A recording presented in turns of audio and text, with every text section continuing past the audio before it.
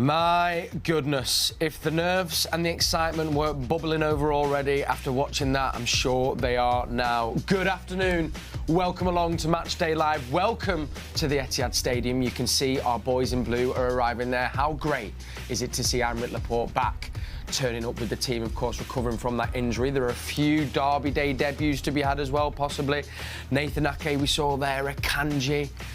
Will some of these players as well be making the starting 11? Well, you know the drill, my friends. Matchday Live is the first place you can get our team news. So we're bringing you in that in just a second. Of course, building up to our 2 o'clock kickoff in the 188th derby. Here at the Etihad Stadium, we'll be taking on Manchester United at 2 o'clock. And let's hope that man is on the score sheet, assisted by that man there, King Kev. Wow, we are here at the Etihad Stadium. A very good afternoon. Thank you for joining us on Matchday Live. My name is Kel Spellman, and maybe some of you are on the way to the ground. Maybe some of you are sat down enjoying a Sunday roast, a calm before the storm. If that is the case, we've got a football treat that goes alongside any dish in the form of Mr. David James, Shaun and Stephen McInerney. Do you like that intro there, you see? Not just a pretty face. Sunday roast at this time of day, man. Sunday roast at midday, come on. So you've got to get it in before the game. I couldn't, although maybe you couldn't eat if you're that nervous. Yeah. That'd be like me today. Lads, I have a feeling this could be one of the most competitive derbies we've seen in a few years, given how both teams are coming into it, particularly the red side of Manchester. Before the team, quick thoughts, David. How are you feeling? Absolutely. I agree with you. I think some people seem to think this is going to be a walkover, but I would suggest it's going to be a proper tough derby day. Of course, the victory is going to go the right way, but I think City are going to have to earn this all the way. Absolutely. Shaun, you're always good at alleviating some of my nerves. You know what I get like before a derby. How are you feeling, baby? Well, it won't change. It'll be absolutely the same. I think it's going to be a tough game, but I think City, the way we play, I think we'll control the ball for the most part. United are a good team in good form as well. But I fancy us, as always. I love that. With a wry smile as well, Shaun. Yeah. And Stephen, a quick note, because obviously the fixtures here in the past, although we were very successful against United last season, we've not always been at our best when we faced them at the Etihad. Are you slightly worried about that today at all? Not because of that, but that's to be honest, maybe it's because of that I'm feeling a little bit more confident. Because when you're that good as City are, and something like that hangs over you, you want to prove everyone wrong, essentially, you know. Yes. Because it is a blotch against City's recent record in the derby, so that will motivate the players. And we've got a few players in that team, we'll see soon, that will definitely be up for it today, and want to kind of change that around. So I don't know. I think we'll use that as a way to motivate the players. And I'm looking forward to it. The nerves haven't fully sunk in yet. It's for kick-off for me. It's when the game kicks off, and that's when I'll feel. Ugh. Well, I've got enough nerves for all of us, it would seem. Well, let's get into it then. Let's see who has Pep chosen to take on Manchester United. There it is, my friends. Let me talk you through it then. So, in goal, of course, Mr. Ederson takes at the place between the sticks. A back four consisting of Kyle Walker, Akanji, who has had such a strong start coming in at the end of the transfer window, alongside Nathan Ake. Joao Cancelo keeps his place at left back. It's looking like a middle three of Ilkay Gundogan, who captains the side, Kevin De Bruyne and Bernardo Silva. On either side, we're assuming it'll be Phil Foden on the right, Jack Grealish over on the left. And that man playing down the middle, our number 9, for his Derby Day debut, Erling Haaland. Over on the bench, we've of course got our new signing, Stefan Ortega, Scott Carson, Ruben Diaz, Aymeric Laporte. So good to see that man's name on the bench after that lengthy injury layoff. Julian Alvarez, Gomez, Mahrez, Cole Palmer and Rico Lewis completes our Manchester City squad today. So, David, I'm going to come straight to you. Big name that is not there on the starting 11 or on the bench, Rodri. So we're going to assume that is possibly an injury of sorts. If we get any news on that, we'll let you know as soon as we hear it here in the studio. We know how key he's been to this Manchester City team, and he just seems to be getting better and better year after year. Is that a worry that he's not in the team today? Straight away, yes. It would be the automatic thought, but again, when you look at the front six, and like Shaun said, when you're looking at a team that's going to be in possession most of the time, you'd imagine, I think that the versatility of that front six kind of negates the need for Rodri in that midfield. Mm-hmm. I'm hoping. We hope. Yeah, as I say, I think it's going to be a tough game, but I'm just trying to work out if Man United are going to play on a counter attack, then how much involvement would Rodri have had in that, stopping that? But if you've got 6 players who can move around freely, keeping the ball with tremendous skill, like the sauce on your Sunday lunch, just to yeah, The gravy, of course, man, the gravy. The gravy. The sauce. gravy. I don't eat gravy. Bit of mint sauce, maybe. A bit of mint sauce. maybe, A bit of mint sauce on there. But no, cranberry. I think obviously because he's been doing so well, he'll be missed. But I think that can be catered for by the quality of the other players. Of the forward 3. Sure. For me, it's an interesting one because for me, I just think he's been so phenomenal. When I talk about him in terms of putting out fires, but also there's a part of his game, as in his presence in terms of set pieces. You've got somebody that's 6'2", somewhere around that height, and now you're going to miss that height, and especially against City teams. If they got a chance, sometimes it's more likely through a set piece. So you're missing somebody that's 6 foot. When you look at our team, you normally got a presence. Yes. So that's a weakness with him being out. There's also the way he controls the game and how he puts out fires. I'm complimenting, but I'm also got to compliment the player that comes in. I presume it'll be Gundogan that'll be there, and Gundogan plays in that role when he has played. Also looks equally efficient in that role. So, but Rodri, I think still will be a miss. Probably a great point and an important reminder for people watching us as well is that we saw, particularly last season at times, Gundogan, we do know he can play that kind of number 8 almost further forward, but we've seen him sit deep as well, so we're probably assuming he'll probably sit in there a little bit if it's going to be between De Bruyne and Bernardo, then Shaun, do you reckon? Yes, certainly. I think his experience, his ability to receive balls from either foot, receive with the left, pass with the right, or vice versa, his understanding of the game, his calmness, so for me, he's the ideal person you're going to want to put in there to say, I want you to do what Rodri's been doing. Yes. He's just got that intellect about the game. But again, set pieces against, that's a whole difference now. You got Gundogan and Rodri. You got a good 6-7 inches difference there. The intelligence there as well from Gundogan, I think, can't be underestimated, can it? Yeah, absolutely. But I mean, again, we're talking about a Man City side who's going to have a lot of possession around that final third. How many times do you see Rodri running beyond the seed front 3 to get on the far post, whereas you can see Gundogan doing that. So he actually adds a bit more. In the attacking part of the game, very good point. Someone's got to pick him up. Yeah, very true. We'll probably see Bernardo sit a little bit deeper, because obviously Rodri's, I'm definitely nervous. He's world class and he's brilliant, and I wish. There are those nerves. They are now, obviously they are now. But I wish Callum Phillips was there. But I do think we'll probably be a little bit more pragmatic. Instead of seeing, one number 6 and 2 false 8s, it'll probably be a double pivot, and KDB will probably be a 10. Bernardo will probably sit a little bit deeper.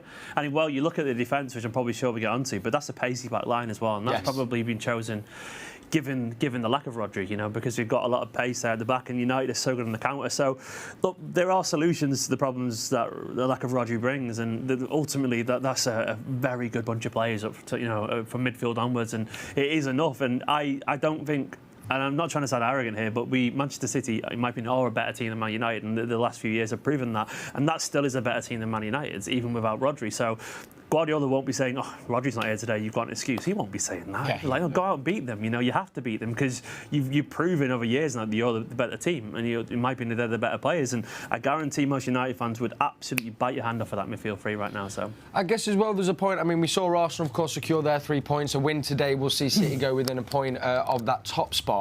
There was kind of that thing people were saying with Arsenal, they've not had to play one of the big 6 yet. Of course, we were meant to play Arsenal, but has been postponed. This is one of City's first, no disrespect to any of the opponents we played, David, but of the big 6 of these big teams that we have to try and assert our game on. So it's a chance for us to let people know. I'm glad you said that. Yeah. Because what's interesting is when Liverpool played Manchester United, Liverpool were going to win by 4 or 5. When Arsenal played Manchester United, Arsenal were going to win by 4 or 5. Everyone thought United were no good. Yes. And we know what happened. And that's what I was saying. I think if City go into the game, I don't think they will, but if they go into the game thinking, oh, it's United and they're not particularly good for any reason, then you end up getting embarrassed. Yeah. And they have to respect the fact that as much as City have a better side, I'm looking at the United lineup there. So you've got players like Rashford, who at the moment, player of the month after 2 games, wasn't it? Yeah, interesting. But he's in that kind of form where he could cause problems. Yes, yeah. you have to respect that. So yeah, it is a test for City. If they win the game, overcome it, then all of a sudden it's like, right, okay. Yeah. What we're saying is right. They are the team that are going to push, and it seems like they're going to push Arsenal at the moment, which sounds very odd. Bonkers. I know. I do have to say though as well. Like, I've always had a special place in my heart for Arteta, and I am so happy to see him flourishing over there. Of course, as long as it doesn't come at City's expense, which it won't. You mentioned it there, Stephen, so Shaun, and you've just mentioned, of course, one of the players they're going to have to try stop Rashford. We know they've got pace on the wings. I was surprised to see Ruben Diaz's name on the subs bench. He's gone for the Ake and Akanji partnership. What do you think there? You mentioned pace, Stephen. Shaun, what do you make of that? Well, yes, it's pace, and I think throughout the week, Pep would have been working with them in terms of perhaps when City were to lose the ball and how to snuff out the counter-attacks. I think that's going to be the biggest part of City's problems. When we have possession, they transition, United win it, and then they're looking 3-4 passes, and then they're on the edge of our box. And how can we snuff that? So he's talking a bit about Gundogan. I think one of the fullbacks, when we're actually attacking, we'll come inside him and play alongside him so that we can somehow stop those counter-attacks. So I think that'll be key. But I think in terms of Akanji and Ake, the pace is I think the main part. And the brilliant one-on-one defenders. I think you need to have good one-on-one defenders if you're going to have the counter-attack. So a quick one on them counter-attacks, because I think that's probably when I've been chatting this week, to fellow City fans as well. We know if there's ever been, and I say this, I say this lightly, but if there's ever been a slight Achilles heel to Pep Guardiola's City, it has been that quick break, ball over the top. I mean, we've seen that in certain games, Pepper in the goal, one ball over the top. That seems to be what Ten Hag has lent into for the start of this season. How do you stop that then? Is it having Walker at the back to track the run, or do you have to try and snuff it out before the ball gets played? What is the approach, Shaun? For me, it's a bit of both. It's snuffing it out before. So if Fernandinho was excellent at it, he used to give up those odd fouls real quick. Just as a player receives the ball and wants to get his head up or gets the half turn to play a ball in behind, Fernandinho is sort of giving up a foul. Taking one for the team. The other thing is the positions of the defenders. They need to be in a position. It sounds crazy, even though we may have the ball and attacking, and in a fraction of a second, we have to be in a position to step forward and press or to run in behind. So our body positions have to be side on, because the ball could go over the top, even though it comes from 40 yards.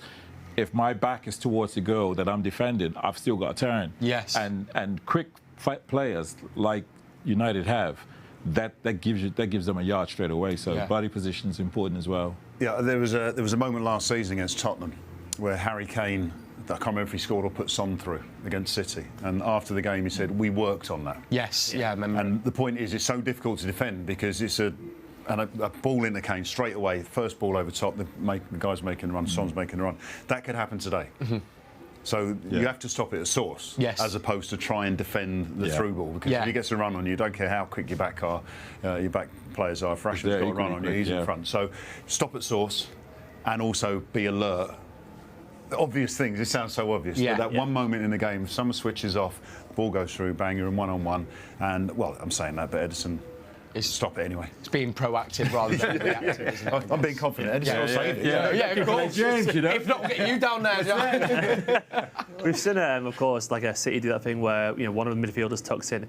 It might happen, but I wouldn't be surprised if Walker does a little bit less of that today for that kind of reason. Because obviously, then Cancelo goes forward. You know that. But then you think about the back three. Then it would be Walker, Akanji, and Ake. And Ake, obviously being left-footed, probably helps the balance a little bit. And Ake, of course, has a lot of experience defending in that left channel because he plays left back every now and then, so on. So I think he might just be a better bet in dealing with Anthony or Sancho over on that side than Diaz might be. As good as Ruben is, Ake, of course, will be more comfortable using his left foot on that side and so on. He's a little bit faster, as we talked about as well. So I think they probably chose him once again for the counter, and because the balance of what probably will be a free at the back when we've got the ball will just make a little more sense. Yeah, absolutely. Gents, all right, we'll dig more into City's team news in just a little bit, but of course we want to know what is the team that we're going to be facing. Before I bring you that in literally just seconds, remember, we want you involved with the show. This show is for you guys. We love hearing from you. We want you to feel connected to it. So let us know thoughts on the team. Maybe you want to send us one of your Derby Day memories. Maybe you might even a question for our guests here in the studio. If you just get in touch on WhatsApp, we have a little team downstairs who's working through, and send them through to me here, and I can work through them as we go on throughout the show. OK, so we've looked at our starting 11 and squad. Well, let's see what Erik ten Hag has chosen to face us here at the Etihad Stadium. There he is there. He's had a tough start to his life at Manchester United. Steadied the ship, it's safe to say. Of course, he won Manager of the Month as well. Not sure about Rashford to get him the Player of the Month, but, you know, we won't mention that. But here it is, their starting 11. Begins with David De Gea in net, a back four, of course, consisting of Dalot, Varane, Martinez, Malacia. We've got McTominay in the middle with Eriksen. And, of course, Bruno Fernandes captains his side. And a forward three of their new signing, Antony, which they got from Ajax, scored on his debut, of course, in that 3-1 win over Arsenal. Former Manchester City man, Sancho, and Rashford completes their starting 11. If we look towards their bench, we've got Heaton, Lindelof, Ronaldo, Martial, Fred. The end of summer transfer window signing Casemiro, they brought over from Real Madrid, Luke Shaw, Pellistri, and Elanga. David James, I'm going to come straight to you first. We were speaking there about that counter-attack of theirs. I mean, that forward three, Rashford, Antony and Sancho, is pacey, and actually they seem to have clicked fairly quickly as well. Well, yes. Obviously, Andy comes in, scores on his debut. I think Rashford is the bigger problem of all those three. Because I say it quietly, but I'm as an England fan, I'm a Rashford fan, and I just think that previous managers haven't used him right. I think that Ten Hag now is getting the best of it. Getting him towards the best, yeah. Sancho, with all the skill, we know he's got all that. He's got goal scoring prowess at the moment as well. So it's going to be difficult, and this is what we want from a derby. And I'll tell you what, you're getting nervous because it's derby, but you're getting nervous because you know it's going to be a good match. Yeah. Rather than going in there saying how many we're going to score, 6, 7, or 8. So I mean, credit where credit's due. United have got some dangerous players, and City will have to be on their game to do what's right and win the game. Absolutely. One of those players as well that I'm sure has been earmarked and I think has definitely come on and shown his class, Christian Eriksen, of course, so great to see as well. Yeah. But he's been so influential, I think, of course, into them kind of moving into this better, more steady place than where they've been before. It's going to be a great midfield battle, I'm guessing, today as well, Shaun. Well, yes. I mean, you know, he can spot a pass, he can see a pass, and I think he's key in terms of, you know, for them, when they have the counter-attack, the balls with him and Fernandes, they have that quality. But Eriksen, again, his rate of pass and being able to see. But as much as that's a strength, I wouldn't be surprised to see us, it may sound strange, but attack them in their midfield. Attack them in their midfield because those players are not really, it's not their work rate, it's not their tackling, that's their strength. So I think it's exposing their strengths to then become a weakness.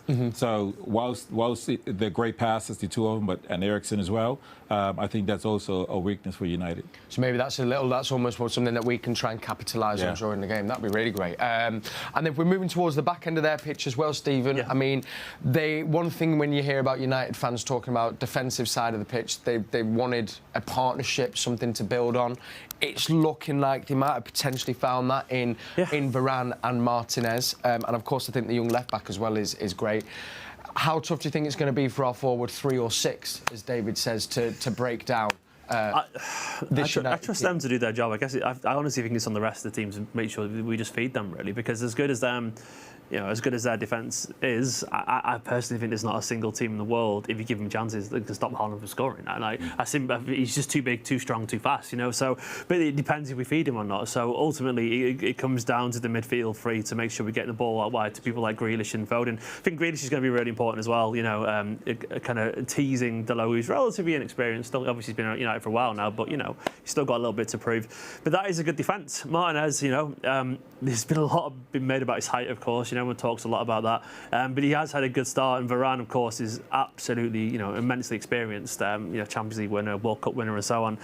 But we've also had good games against him before. You know, I remember Jesus against Real Madrid having an excellent game against him, and we do have the players to kind of get in and around him as well. So we need to press him as well, because the one thing United aren't great at they don't tend to, against teams like City, well, Liverpool, Arsenal, they didn't have the majority of the possession because they're not the best at passing out from the back yet. So press them aggressively, and that should hopefully be enough to get the ball off them.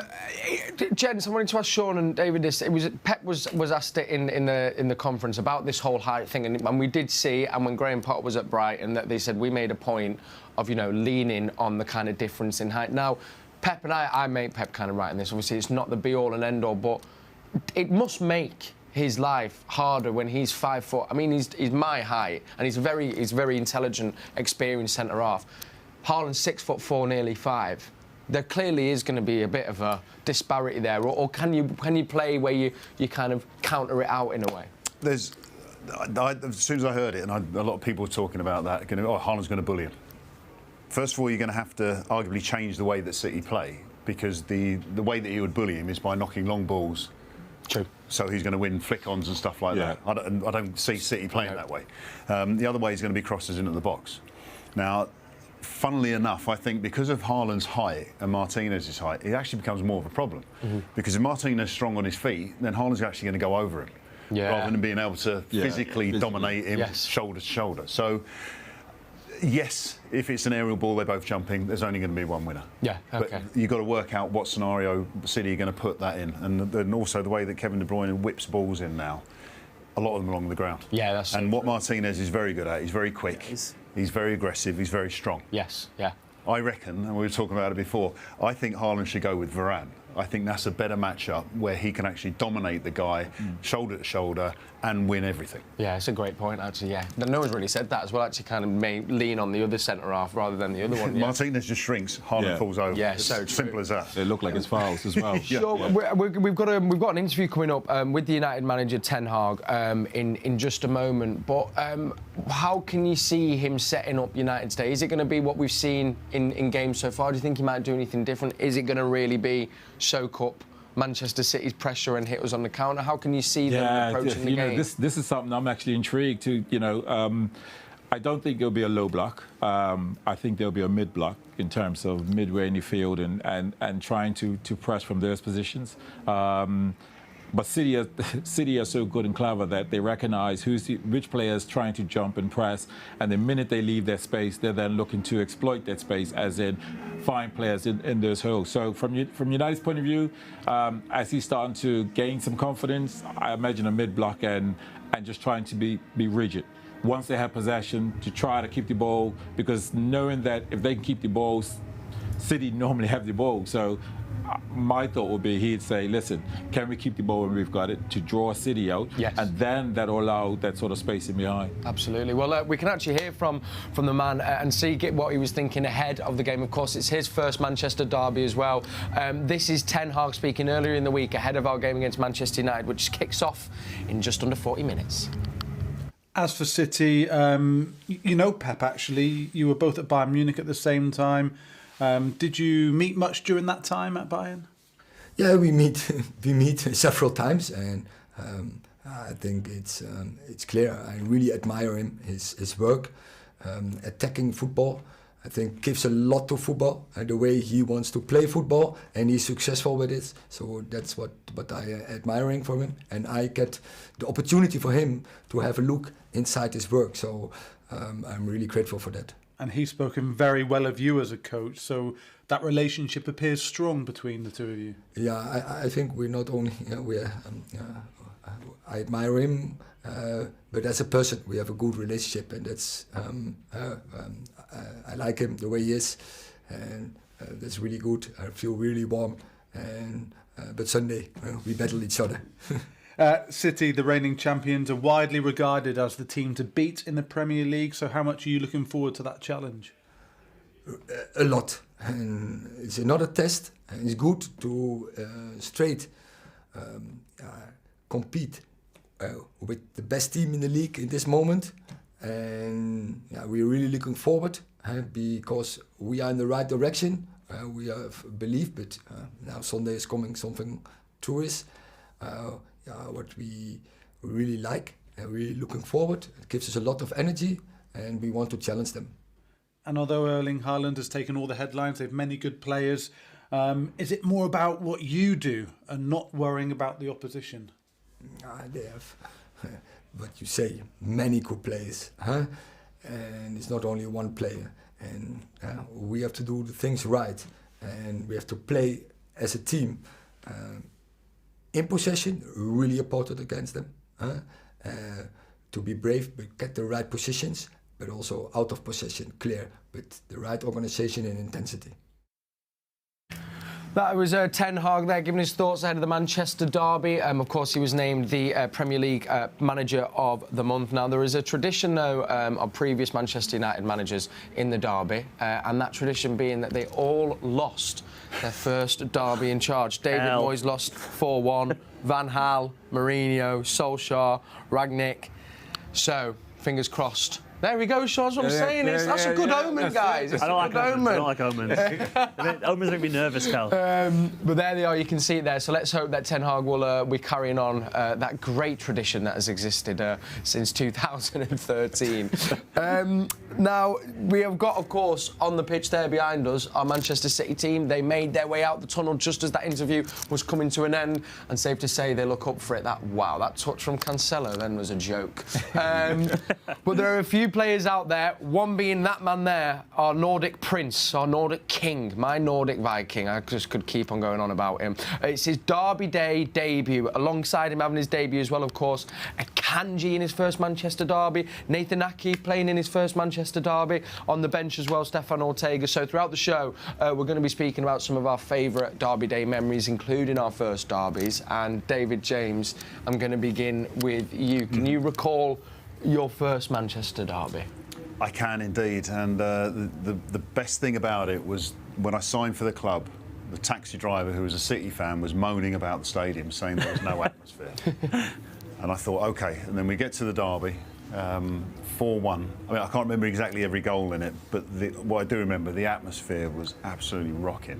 Electric. Absolutely rocking. And it was like, and I said to the taxi driver, it's the matches that create the atmosphere. Give the fans something to cheer for. And after sort of playing for a number of teams where didn't do so well against Manchester United, it was nice to be in a team where we could absolutely spank them. So and look, he was there as well, Mikel Silvestre. I mean, as well. I mean, I think this was, I believe, was the first derby at the brand new stadium as well, of course, and we got it off to winning ways. So the way it played out was, it was after 3 minutes, Robbie Fowler with that touch. I don't know if you can remember it. Fowler goal straight away to get us off to the perfect start. Big Richard, don't go on, lad. Fowler, lovely. He got us off to a flying start 3 minutes in, and you just know that. Well, this time it was the City of Manchester Stadium, wasn't it? Yeah. And this morning I saw Robbie Fowler and Kevin Keegan. Did you really? I did in the airport. Yeah. Okay. Well, let's hope that's another good omen, I'm hoping, David, as well. So he got us off, of course, to a brilliant start. And then it was over to John Macken, who helped double our advantage. Have a little look at this beast. Check this. I was with Macca yesterday. City reunion. There you go. Lord, like that finish, Shaun, there. Oh, I love that. That was a goal finish, wasn't it? You miss it once. Goalkeepers don't expect this. So after Macken then doubling the advantage, there was a goal, of course, from who else but Paul Scholes, who gave a little bit of hope with a 20-yard strike. But then we had Trevor Sinclair who pounced on a Mikel Silvestre error. And then our fourth goal came from this little man, the main man. Already doing the Shawnee, right. Doing the celebration already in my head. It's the robot one. Oh,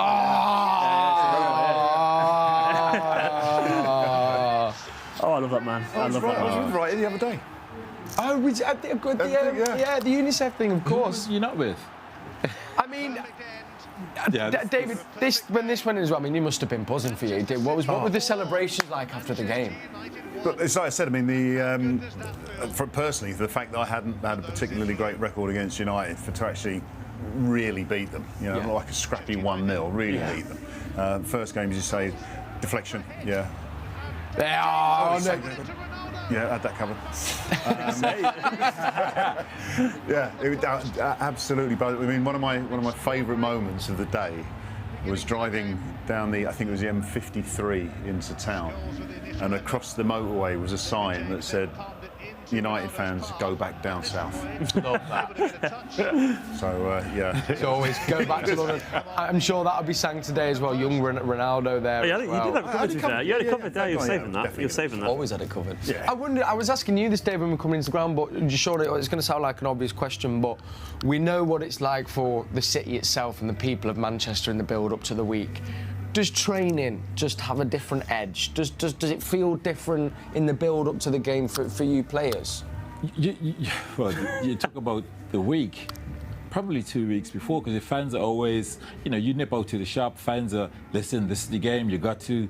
So you're aware of it. So training is at a level. And the players, Paul Dickov was like, he'd forget, like, we're in training, Paul. You're cleaning out players. We want to play on the weekend, So, players used to rattle on and get, because they, again, you didn't know who the team was up until the last minute. So players were always like, I want to be a part of the team.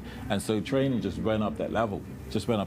Yeah, and then I guess as well, then you kind of feeling it from the fans, and the fans actually are such a driving force for you players. I mean, Pep was even speaking about in his conference, that particularly at the ground as well, you need them, be active. Yeah, the fans play their part, but I think what you learn is that you've actually got to sort of calm down, because you can get sort of wasted energy before a game. Like, you're so hyped and excited about it.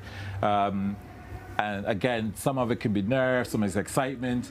And then you find, through experience, you find that you get to around the 70th minute, you think, why am I so tired? Because you wasted sort of dead energy before the game. So experienced players understand that you just got to come in at an even, know it's exciting, be excited for it and ready for it, but not overly excited. Yeah. There's another thing which I find interesting, because obviously I've been asked about other derbies. And in other derbies, there's usually one team that might be quite good or very good, and the other one not particularly good. But if you think about the Manchester derby over the course of the Premier League, yeah, either Man United have been challenging for the title or City have been challenging for the title. So there's always one's the best, yes, the other one's trying to catch up or at least get something out of it. So when you say about the build-up and that 4-1, with a team that needs to beat the team that are the champions. Yeah. Yes. So there's always that a bit extra on the game. Yeah, that's it. And then I guess as well then for the fans as well, particularly if maybe we're not the ones that were winning, that you can do that, and it just makes the season that much more easier, doesn't it? Massively. Like I sadly grew up in South Manchester, so I was surrounded by United fans as a kid. It was horrific, and I was often like maybe one or two Blues in my class at school and whatever. So Derby, as a kid, Derby Day was everything for me, absolutely everything. We did lose an awful lot, unfortunately, when I was younger, but it did make games like the 4-1 and so on so much sweeter. And yeah, it was relief, and it was exciting. It was like trying to wear your City shirt to school if you could, that kind of territory. And I loved it. I loved it because the City did come alive, and it's all everyone talked about when you had a job at work or on the playground when you were a kid or whatever. It's all anyone talked about because that's all that mattered. And I must admit as well, it probably is nice that there is a bit of an edge to it today. I don't want it to be. I want absolutely batter them 6-0. But this is going to be a good game. It's going to be a really good game, and that does add a bit of spice to it. Does indeed. It was 29 minutes until kick-off. Remember, Matchday Live is with you every step of the way. Then we're going to have commentary on the Manchester City app with Alistair, Mann, of course, who's joined by Andy Morrison this afternoon. In the studio, you can see we've got Stephen McInerney, legend Shaun and David James. And our most important guest is you. And we love you to send in your questions. You can use our WhatsApp number. You can drop us a tweet. So this first one's coming from David, and it's for you, David. It's from David to David. It says, what advice would you give to a 7-year-old who wants to be a keeper? It's a nice question. Ooh. There's loads of things I could say, David, but the one thing I would put first is do gymnastics. Do gymnastics? Yeah, okay, nice. I used to do gymnastics as a kid. Okay. Before I even played football. Really? Right, Yeah. okay. So when it came to goalkeeping, I was strong enough and flexible enough and Nice. dexterity. Yeah. If I meet kids who are young going in goalkeepers, first question I ask is, do you do gymnastics? And they usually say no. And I said, don't worry about it. Go to school. There'll be a gymnastics class. And do start it. getting there. Then enjoy it. I was a pretty good goalkeeper as a That's kid, genuinely, and I was good at gymnastics and stuff, so it makes sense. Yeah. There's a good I was link. not really obviously great level, but I didn't expect it makes that sense, answer, doesn't I it? can tell you. No, it makes sense. I mean, though. I would have given You total would've wrong given advice. No, but then we could. I mean, there's our keeper as well, there, Edison. But I guess Shaun. All right, then I guess another question: if there's young people watching, maybe want to be a striker, what would be your advice for them? Would you have any tips? Well, in the modern game, Don't pass the ball? I would say don't pass the ball. Don't pass the ball. Whether you're on the goal, the byline or not. I think it's about being a centre forward. I think it's about ball mastery today. If you're going to do well as a player, because if you can master the ball in terms of being able to control it, because balls forward to you in different ways. If you're able to have that good first touch, then it's about your finishing. And most times it's not about power. It's really about your ability to pass the ball in the goal. Yes. So my advice is when they're in and around the boxes, just think about it as a pass as opposed to a shot. Nice. Okay, keep that composure. Yeah. I'll be taking that into my football and playing as well. I think that's. Yeah, I'm I'll taking take that gymnastics bit into mine as well. Can we get a vlog of you going That's to gymnastics? bit of cartwheels Shaun? and different bits.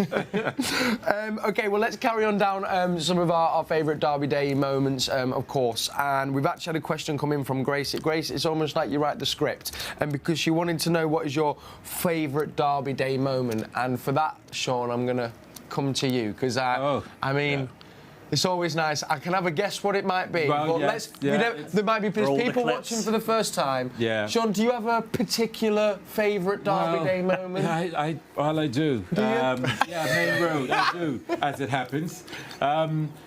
It was a great week because I actually had a family member who was a United fan staying at my house, and all week he had been ribbing me. Shannon Warner, so hey, he was ribbing me the whole time. You're not gonna, and I also had to have a fitness test, but it was a great, because again United were the yardstick. They were beating everyone. They were the ones that had the world-class players. But it was our last game at Main Road, and it was one of those.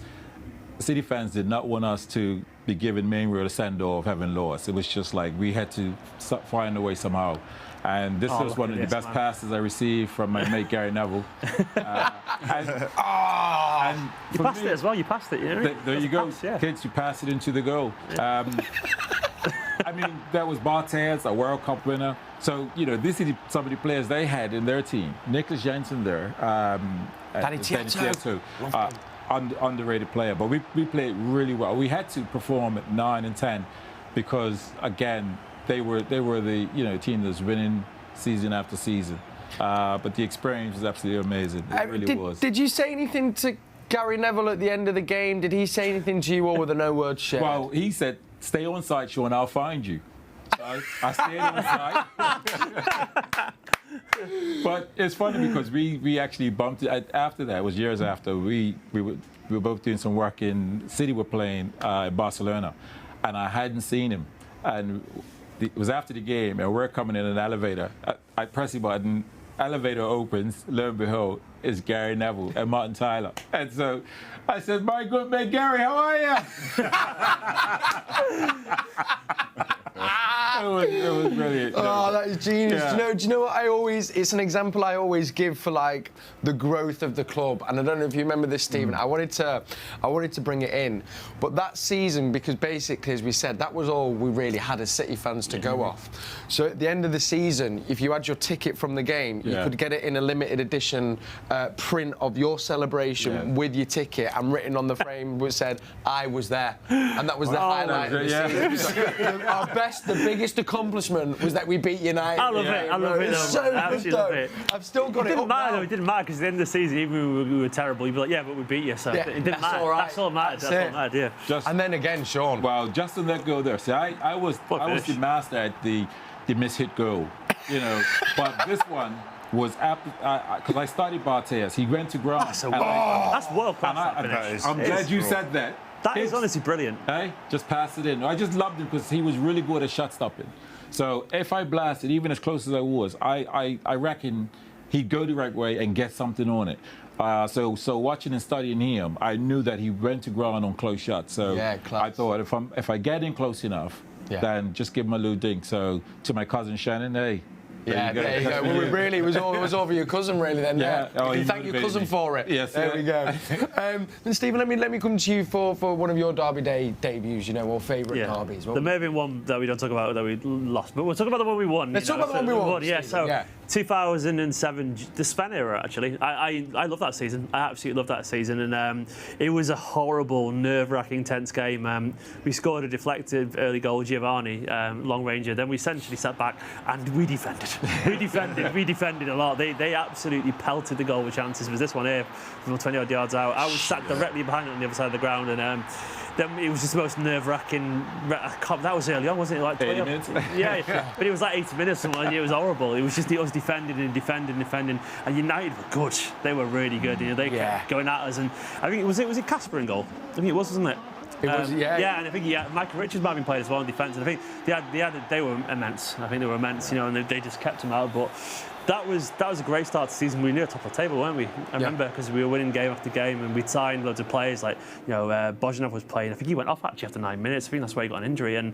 But we had obviously the likes of Bianchi had come in as well, and we had was it Choluka as well? Choluka was there as well. Yeah. Yeah, it was just a really fun time to be a City fan, because it felt exciting. And of course, I don't think we realised that it was about to get even more exciting. Only 12 months later. But yeah, I love that season, and that game was horrible, but it was so exhilarating when the full-time whistle went. It's funny that as well, isn't it, in games though, like you obviously want to score at any point, but there is a little bit of a thing of scoring too early. And that very nearly was that. Yeah, I used to preach that. Did you really? Yeah. About scoring. I did a little study. Go on. But I mean, it might have changed now because of the quality of some of the teams, but at the time it was if you scored in the first 10 minutes, you had a 1 in 3 chance of winning the game. Really? Because everyone says, score early and then that'll calm the nerves and all that stuff. Yeah. But essentially what it means is the team's got another 80 minutes to get back at you. Yeah. And then you start dropping back. It gives the opposition a little bit of edge as well, because they know they have some. 2-0's a really dangerous scoreline. I tell you what, though, we'll take 2 or 3 early goals here just to settle the nerves. Funny enough, though, I mean, the best teams score early and win games of football. Yeah. Simple, it makes sense. But if you're not anticipating winning the game and you score early, everything goes out the window, because like keeping quiet for 20 minutes, quiet the countdown, you score it. What do we do now? I don't know. Yeah. Just defend. I remember thinking it was that in the was it the World Cup when Trippier had that free kick, wasn't it, in the semi-final straight away a bit too early again. If you've just tuned in to us, welcome along to Matchday Live. My name is Kel Spellman. The boys are out there on the pitch warming up for the 188th Manchester derby, and I can recap the team news that you can see there on the bottom of your screen. He's starting. That's a lovely finish. So's this man. Go on, Erling. Oh, we'd love to see it. Let's hope we'll be seeing plenty of that during the 90 minutes of football, because he does also start. Jack Grealish completes that forward 3. Moving to the back end of the pitch, Ederson in goal, Kyle Walker. It is a partnership of Nathan Ake and Akanji. Joao Cancelo at left back. Then we have Ilkay Gundogan captaining the side alongside Kevin De Bruyne and Bernardo Silva. As we turn to the bench as well, we've got Stefan Ortega, Scott Carson, Ruben Diaz, Aymeric Laporte, Julian Alvarez, Sergio Gomez, Riyad Mahrez, Cole Palmer and Rico Lewis. One name that we didn't get to focus on too much when we were doing the team at the start of the show was at the forward half of the pitch. We've seen him taking a few shots there. Jack Grealish. It was a little conversation topic I wanted to have on today's show, because fairly or unfairly, depending on how you feel, I feel unfairly that he's very much under a microscope in everything he does. I think I feel had some unfair criticism, and people also forget he was more or less been injured since the start of the season. He had such a strong pre-season, started well, picked up the injury. He's come back in the last couple of games. I wonder, gents, what have you made of Jack Grealish? And do you think actually he's more effective than people are making out to be, maybe outside of the club? David, I'll begin with you. Are we talking about the whole of Jack Grealish at Man City or just this season? I think the whole and also into this season.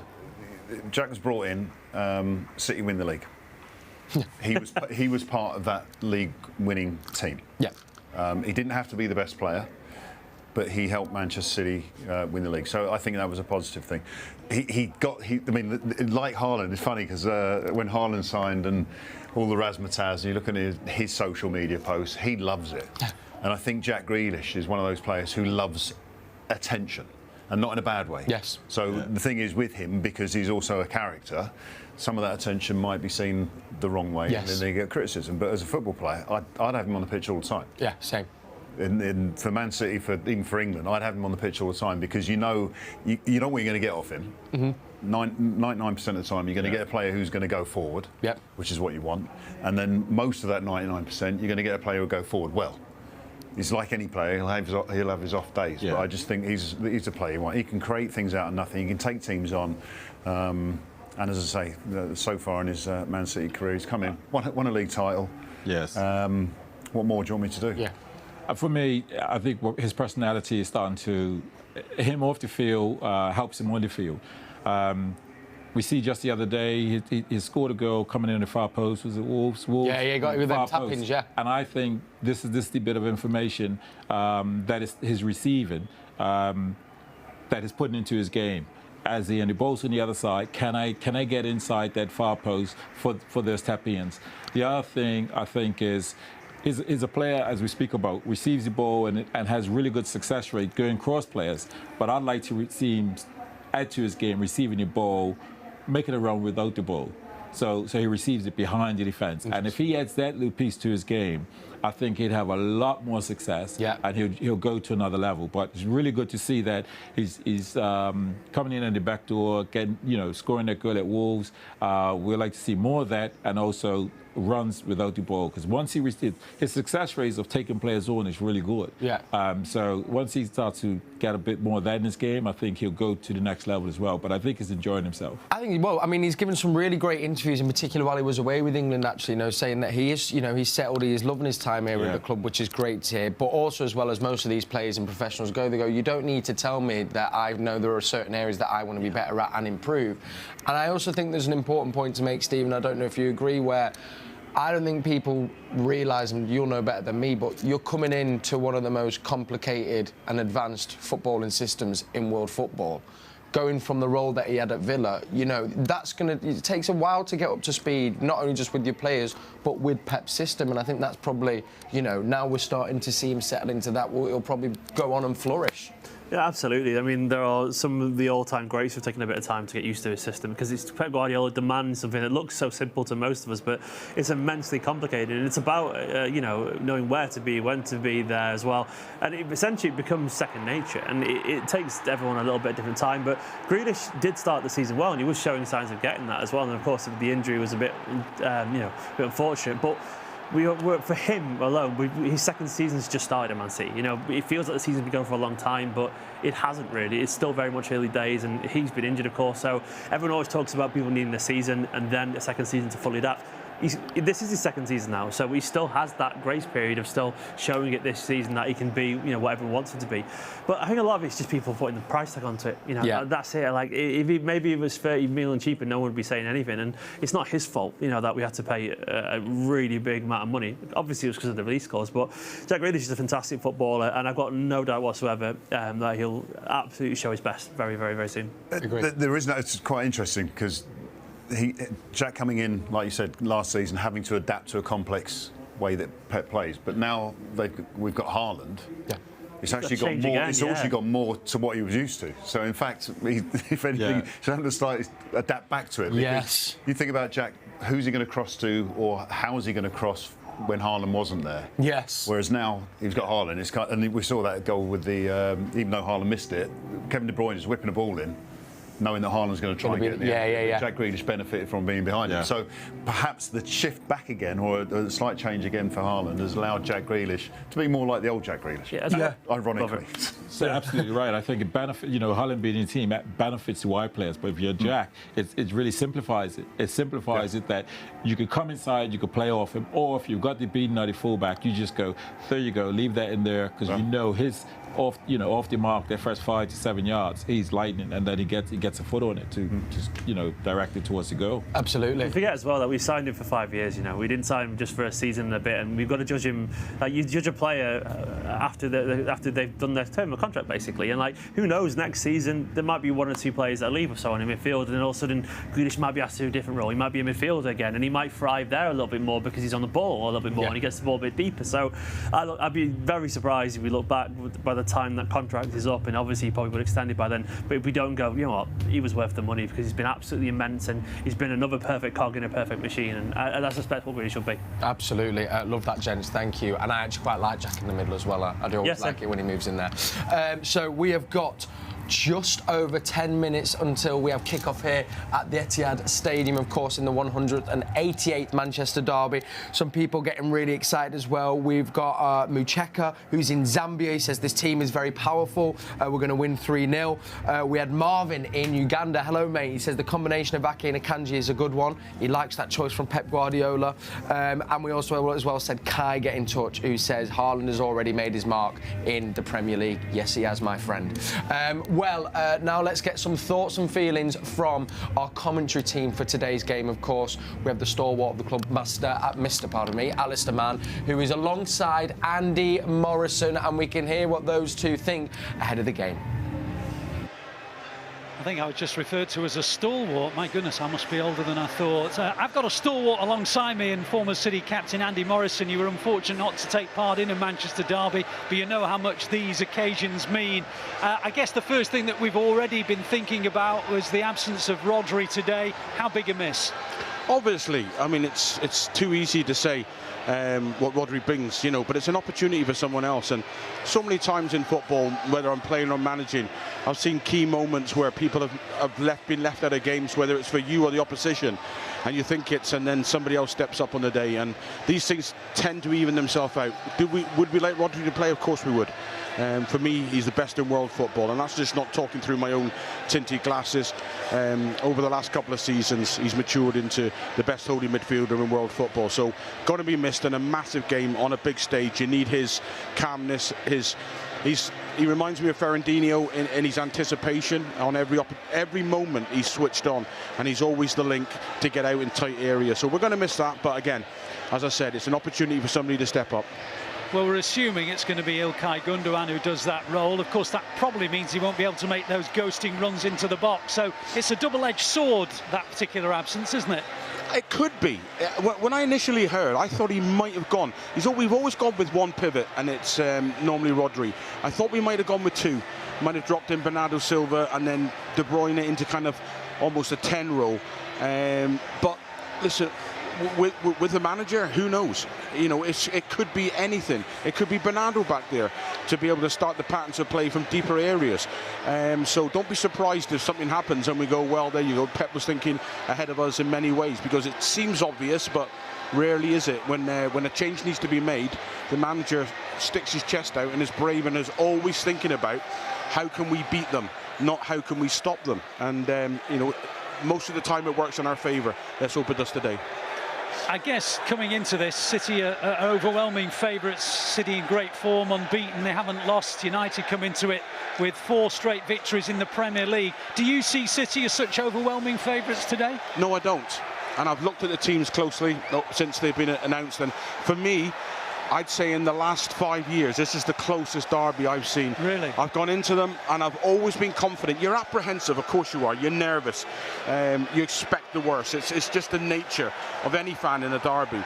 But I'm looking at this today and I think this is so evenly matched. With Rodri out, with 2 centre-halves that haven't really forged a tight partnership over a long period of time. And I just think it could be an open game. And I really believe this is the closest and toughest derby that we've had now in a long, long time. So what concerns you most about the opposition today? I think obviously the pace, the turnover. The manager, he's got to take great credit for. We spoke about this earlier on. He removed the emotions of pressure. They were under huge pressure when they went into the Liverpool game, and he removed that by playing and mistakes and pressure out of his defending third.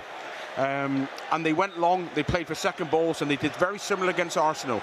So he's shown that he's brave enough to sort of say, listen, I'm not going to stick to my principles. This is my philosophy. He's humble enough to say the players need me to help him at this moment in time, and I need to remove that pressure from them. And he did, and he's got great results. On the turnover, they've got pace, they've got quality in Fernandes and Eriksen. They've got people that can pick a pass, that can release. It's all right having pace in behind. You've got to have somebody that's got the quality to pick the lock. McTominay will break things up. Then you've got Eriksen and Fernandes, who've got great range of passing, and then you've got blinding pace in behind. So everything that's needed really to cause us a problem, they have it. On the flip side of that, if they're going to keep defending 20 yards outside their box, they're going to get found out eventually. You can't mentally do that for a long period of time. Emotionally, it's too much. So managing that, making sure we keep the pressure on them, we're relentless from the moment it's in our keeper's hands. Edison, to the moment he gets it, we must go fast to ask questions of them. OK, the thoughts of Andy Morrison. Myself and Andy will bring you the commentary live in a few moments' time. Let's get the final thoughts from the studio. It's over to Kel. Thanks so much, Alistair. Thanks to Andy Morrison as well. So the Manchester City app is where you can hear those two legends talk you through the game, which kicks off in just over 5 minutes' time. They're starting to announce the team in the stadium. The excitement is building. The nerves are palpable. The atmosphere is electric. And, of course, I'm sure any energy around that man always goes up a little bit. Of course, the legend that is Sir Alex Ferguson. What an incredible career and impact he had on English football. But I hope he's not leaving the stadium with a smile on his face today. It has to be said.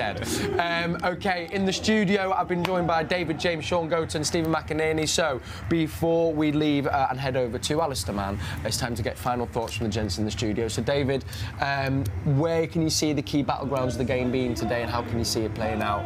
Well, Kevin De Bruyne, it's easy to say, but I think and I was just watching him in that warm-up clip there, he looks on it.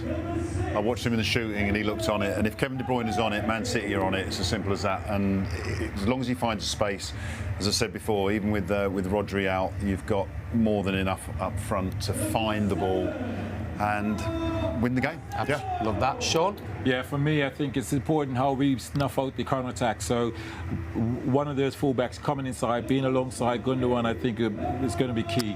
Haaland, obviously, is how I'm really intrigued how he plays against Varane and Martinez, but that's an exciting one. I think he'll score himself a couple of goals and leave a mark on this one. Stephen? Do you know what we haven't talked about today? We've got 2 Manchester City fans on the pitch today in a derby. You know, we've got Haaland and Foden there, and 3 more on the bench as well. I've seen pictures of Gomez with a City shirt, and Rico Lewis and Cole Palmer. So that, to me, could be the edge, having City fans involved on the pitch, because they'll care, and Haaland will care because he's grown up watching this club, and he want to grab a hat-trick today, and Foden will care. So, to me, that is the edge, those 2. Absolutely. Gents, it's been an absolute pleasure. I've loved the show, and I hope you've loved it at home. If you have, come join us at half-time and come join us at full-time. And as they hit the tunnel, very quickly, gents, down the line, score predictions, please, David James. 2-1. Strong. 3-1 City. Come on, Shaun. I may as well go up 4-1, why not? Oh, I love that. Why not? Well, that's it for us in the studio. So come join us at half-time, full-time. Enjoy the game. And now it's over for me to hand over to Mr. Alistair Mann, who's got commentary on the app. Final thing from me, come on, City. Go on. The players in the tunnel, the atmosphere building. It is a special day. It may be the 188th time, but no matter what the situation, there is nothing quite like a Manchester derby. Blue against red, families divided, a city disunited. The mood of colleagues in the workplace, your mates down the pub, brothers and sisters